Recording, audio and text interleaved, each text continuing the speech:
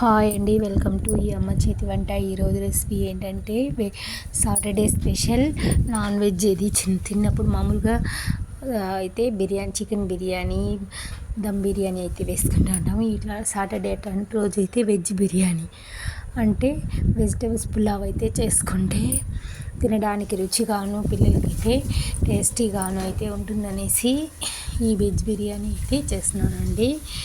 ఈ పులావ్ అని కూడా చెప్పచ్చు. దీంట్లోకి ముఖ్యమైన ఇంగ్రీడియంట్స్ అయితే నేను 2 ఆనియన్లు అయితే కట్ చేసుకున్నాను. అల్లం అయితే చిన్న ముక్క అయితే తీసుకున్నాను. ఈ అల్లము ఆనియన్ మిక్సీ పట్టడం వల్ల మన చిన్నపిల్లలకు అన్నం తింటే ఆకలి బాగా ఎత్తడం, ఈ మంచు కాలంలో గొంతు నొప్పి రాకుండా ఉండడం, మనకు తిన్నది జీర్ణశక్తి అవ్వడానికి అయితే చాలా ఉపయోగపడుతుంది అల్లం. ప్రతి ఒక్కరూ మనం చేసే వంటల్లో వీలైనంతవరకు సాంబార్ తప్ప మిగతా అన్నిట్లోనూ అల్లం అనేది యూస్ చేయండి. పిల్లలు తినడం లేదు అంటారు కదా, అలాంటి ప్రాబ్లమ్స్ నుంచి అయితే బయటపడిపోవచ్చు.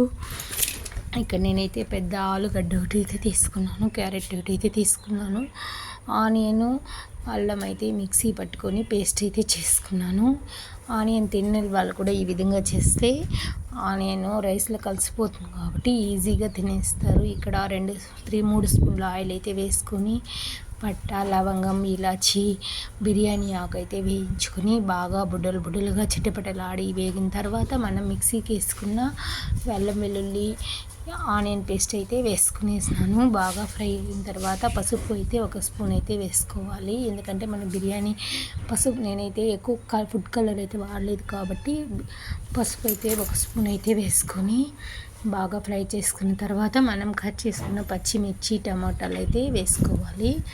ఇది సన్న మంట మీదనే బాగా ఫ్రై అవ్వాలి. స్మెల్ అంటే చాలా బాగుంటుంది. మనం దీంట్లో బిర్యానీ మసాలా వేసినాం కాబట్టి. ఇప్పుడు ఫ్రై అయిపోయిన తర్వాత మనం టమాటా, పచ్చిమిర్చి అయితే వేసేసి బాగా మూత పెట్టి టమాటాలు మరిగే వరకు అయితే వేయించుకోవాలి. ఒక 2 నిమిషాలు మూత అలా పెట్టి ఉంచేస్తే టమాటాలు అయితే గొజ్జుగా మగ్గిపోతాయి, బాగా ఉడికిపోతాయి. తర్వాత మనం కట్ చేసుకున్న పొటాటో, క్యారెట్ అయితే వేసుకుంటాము.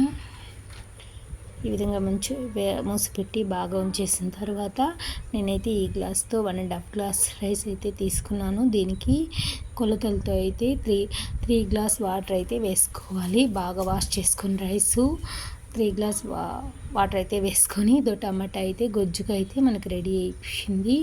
ఈ విధంగా టమాటాలుగా లేకుండా గొజ్జు అయిపోతే మనకు రైస్లు అనేది బాగా కలిసిపోతుంది.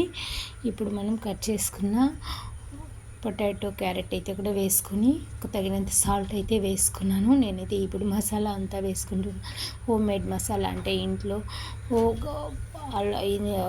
ఇలాచి, పట్ట, లవంగం, ధనియాలు అన్నీ వేసి పౌడర్ చేసుకున్న హోమ్ మేడ్ గరం మసాలా అయితే 1 స్పూను, ధనియాల పొడి 1/2 స్పూను, కారపొడి 1/2 స్పూన్ వేసుకొని బాగా కలుపుకొని రుచికి తగినంత సాల్ట్ అయితే వేసుకొని బాగా మూత పెట్టి అయితే ఒక 5 నిమిషాలు అయితే ఉడికించాలి. బాగా ఉడికిన తర్వాత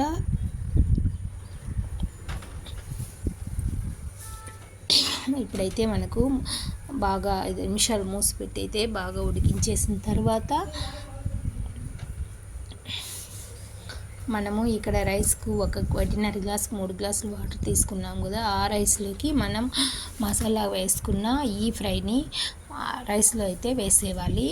అలా రైస్లో వేసేసి హై ఫ్లేమ్లో పెట్టి ఉడికించినామంటే మనకు చక్కగా బాగా పొంగొస్తూ ఉడుకుతుంది. ఉడికేటప్పుడు అయితే మనం స్టవ్ను స్లోగా పెట్టి కింద మనం పెట్టింది స్టీల్ గిన్నెలో కాబట్టి కింద అడుగు మాడకుండా అయితే కలబెట్టుకుంటూ ఉడికించుకోవాలి. నేనైతే ఈ గిన్నెలో పెట్టినాను కాబట్టి అడుగు మాడే ఛాన్స్ ఉంది కాబట్టి అప్పుడప్పుడైతే కలబెట్టుకుంటూనే ఉన్నాను. ఇది బాగా ఒక పొంగు వచ్చిన తర్వాత స్లోగా మీడియం సైజులో పెట్టి అయితే ఉడికించుకుంటే జస్ట్ 5 మినిట్స్లో అయితే మనకు రైస్ కుక్ అయిపోతుంది. ఇది ఎంతో టేస్టీ అయిన వెజ్ బిర్యానీ అండి. మనకు తినడానికి కారంగా, ఘాటుగా, నోటికి రుచిగా కావాల్సినప్పుడు పిల్లలకి, పెద్దలకి హెల్తీ అయిన ఫుడ్ అండి ఇది. వెజిటబుల్స్ పులావ్ అనే చెప్పొచ్చు. ఇందులోకి ఆనియన్ రైతా ఉంటేనే బాగుంటుంది, లేకపోతే ఆనియన్ ఉంటే కూడా ఆనియన్ కూడా పెట్టుకొని తినేయచ్చు, అంత టేస్టీగా ఉంటుంది. ఇందులో కారం ఉప్పు అన్నీ చూసుకొని స్లో ఫ్లేమ్లో పెట్టి ఉడికించుకుంటే మనకు రైస్ అనేది కుక్ అయిపోతుంది. ఈ వీడియో నచ్చిందా? మీరు ఈ విధంగా ట్రై చేస్తారా? మీకు ఎలా కుదిరిందో నాకు కామెంట్ చేయండి. మన వీడియోల కోసం, మరిన్ని మంచి వీడియోల కోసం మన ఛానల్ని సబ్స్క్రైబ్ చేసుకొని ఇదిగోండి, మనకు రైస్ పులావ్ అనేది రెడీ అయిపోయింది. టేస్ట్ అంటే చాలా సూపర్ టేస్టీగా ఉంది. Thank you for watching. మన వీడియోని సబ్స్క్రైబ్